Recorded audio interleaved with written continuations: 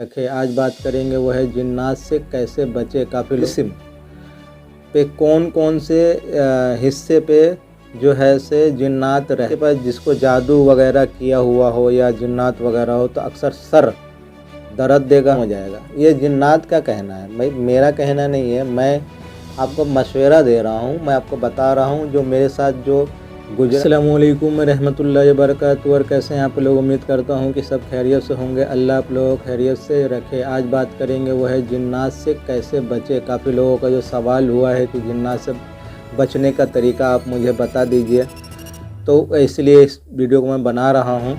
तो जिन्नात से कैसे बचे, तो उस पर सवाल सबसे पहले जो है वो होता है कि जिस्म पे कौन कौन से हिस्से पे जो है से जिन्नात रहता है और उसका पसंदीदा जगह है वो है सबसे पहले सर, यानी सर पे अक्सर जिन्नात रहता है।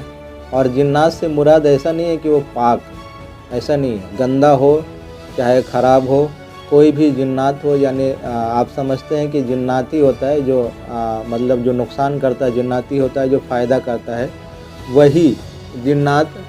तो सबसे पहले सर पे रहता है, उसके बाद से दोनों कंधे पे, उसके बाद से पीठ पे।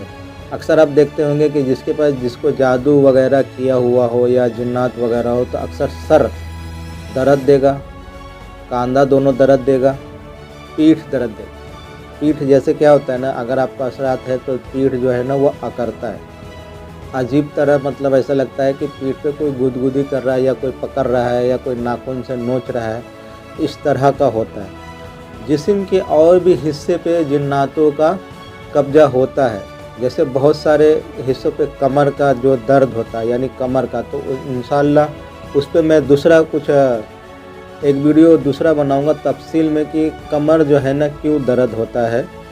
तो सबसे पहले अभी इससे बचा कैसे जाए, तो आप समझ लीजिए कि सर पे है। अगर आप लंगे सर हैं, यानी सर पे आप टोपी नहीं पहने, अगर इस्लामी बहनें हैं तो वो नकाब स्कार्फ नहीं डाली है, तो सर पे जो है ना वो अक्सर बैठ जाता है। यानी आपको पता होगा कि जिन्नातों को बाल ज़्यादा पसंद है, तो सर पे वो बैठता है। अगर आप टोपी पहनेंगे तो उससे आप बचेंगे। और एक जो है से मतलब जिन्नात जो है से, मतलब मेरे से बात हुई जिन्नात की, तो एक के शरीर पे जो मतलब बुरी चीज़ें थी, तो एक जिन्नात आया, वो मेरे से बात किया कि मतलब अगर आप जिन्नात से छुटकारा चाहते, यानी नुकसान देने वाली जो मखलूक है या जादू जो किया होता है, जो भूत जिसे कहते हैं या वगैरह वगैरह जो आप कहते हैं, तो जिन्नात ने कहा कि सबसे पहले आपके अगर किसी के ऊपर जिन्नात है या भूत है, प्रेत है, कुछ भी है, तो उससे कैसे बचा जाए। तो उससे बचने का जो है ना सबसे जो है अफजल तरीका है वो है नमाज। उसने बोला कि अगर नमाज पढ़ेगा ना तो 50% जो है से इंसान जो है ना उसकी वजह से बच जाता है। क्यों? क्योंकि अगर कोई भूत प्रेत अगर शरीर पे है और किसी जगह पे अपने शरीर में हावी है, तो हम अगर नमाज पढ़ेंगे ना तो वो भी नमाज पढ़ेगा। जो जिन्नात का कहना है वो मैं आपको बता रहा हूँ। तो बोले कि वो भी नमाज पढ़ेगा, तो वो 1 दिन 2 दिन 4 दिन पढ़ेगा, उसके बाद से क्या करेगा, बोलेगा यार यहाँ मेरा दाल नहीं गलेगा, तो वो शरीर को छोड़ के, जिस्म को छोड़ के वो भाग जाएगा। या तो शरीर को वो उस टाइम तक छोड़ देगा। तो 5 टाइम नमाज अगर पढ़ेगा तो आप समझिए कि उसको 5 टाइम शरीर को छोड़ना पड़ेगा, या तो वो साथ में नमाज पढ़े। तो जो नमाजी होगा वो अच्छा जिन्नात कहलाएगा, तो वो तो नुकसान नहीं करेगा। जैसे अच्छे नमाजी जो इंसान होते हैं वो अक्सर नुकसान नहीं करते हैं ज़्यादा, और जो बेनमाजी लोग होते हैं वो अक्सर बुरे काम ये वो, मतलब उसको परवाह नहीं होता है। तो वैसे ही बातनी दुनिया में बातनी जो मखलूक है उनका भी इसी तरीके से काम होता है कि अगर नमाज पढ़ेंगे तो क्या होगा कि वो मतलब ये सोचेगा कि अरे यार ये बार बार नमाज पढ़ने था, थोड़ा इसको शरीर को देख, दूसरे शरीर को हम पकड़ते हैं, इसको छोड़ देते हैं। तो इस तरह से वो आपको उससे निजात मिल जाएगा। और 50% इस तरह से मतलब जिन्नात ने बोला कि नहीं ऐसा फ़ायदा आपको हो जाएगा, ये बेहतरीन नुस्खा है। और अगर आप ये कर लेते हैं और उसके बाद से जो है से अगर आप हर आदमी अगर नमाज़ पढ़ने लग जाए तो पहली बात तो जो अल्लाह की जो रूहानियत होती है वह जिस्म में बढ़ेगा।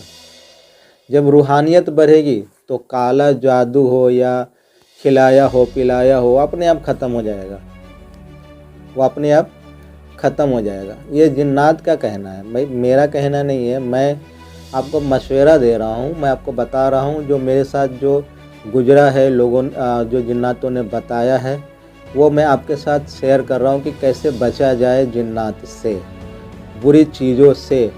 और अगर कोई जादू कर दिया तो कैसे बचा जाए उस चीज़ से। बहुत सारे आप मतलब एक जादूगर का भी बहुत सारे का कहना है कि अगर जो नमाज़ पढ़ता है उसको जादू नहीं लगती है। जो नमाज़ पढ़ता ना उस पर जादू नहीं लगता, यानी मतलब उसके अंदर कोई भी चीज़ जो है ना, जो भूत प्रेत होता है वो शरीर के अंदर दाखिल ही नहीं होता है। तो अब ये जानिए कि जिन्नात से बचे कैसे। अब आपको फैसला करना है।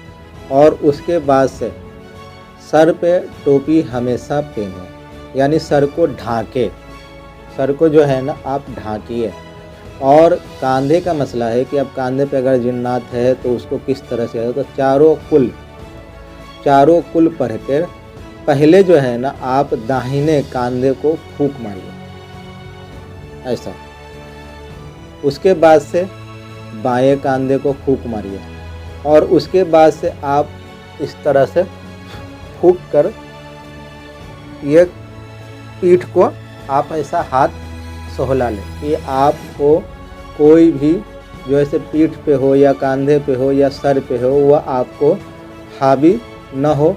और आप जो है से पढ़कर जो दम करेंगे तो अपने आप ये लोग भाग जाएंगे। फिर आप दम करेंगे फिर वो हट जाएंगे, फिर उसके बाद से वह आ सकता है। तो ऐसे आप कंटिन्यू अगर नमाज पढ़ के 5 वक्त आप करें तो इंशाल्लाह वो एक न एक दिन ख़त्म हो जाएगा, यानी मतलब भाग जाएगा। बोलेगा यार बार बार मेरे को ये परेशान करता है। अभी आपको ही किसी जगह आप रहते हों और आपको बार बार जो है सो उस जगह से निकाल दिया जाए तो कितना दिन इंतज़ार करेंगे। आप यही सोचेंगे ना, अरे यार दूसरा जगह देख लेता हूँ, क्या परेशानी झेलूँ। तो इसी तरीके से जो है ना आप वो भी इस तरह से सोचेगा और वो आपके ज़िंदगी से निकल जाएगा और उस मुसीबत से आप निजात पा जाएंगे। तो चलिए अल्लाह आपको और हमें सबको इस तकलीफ़ से निजात अता फ़रमाए और जो भी बीमारी में मुब्तला हो अल्लाह उसे शिफ़ा अता फ़रमाए और जादू वगैरह में भी अगर मुब्तला हो तो उसे शिफ़ा अता फ़रमाए और इबादत करने की तौफ़ीक अता फ़रमाए। यानी जिन्नात से, बुरी चीज़ों से कैसे बचा जाए तो अल्लाह उसकी समझ आपको, हमको, सबको अता फ़रमाए। आमीन आमीन आमीन। और अगर आपका कोई सवाल हो तो आप कमेंट के ज़रिए हमसे पूछ सकते हैं। इंशाल्लाह आपके सवाल का जवाब मैं देने की पूरी कोशिश करूँगा, ठीक है। और आप जिस चैनल को देख रहे हैं उसको आप लाइक करते जाएं, सब्सक्राइब भी कर लें।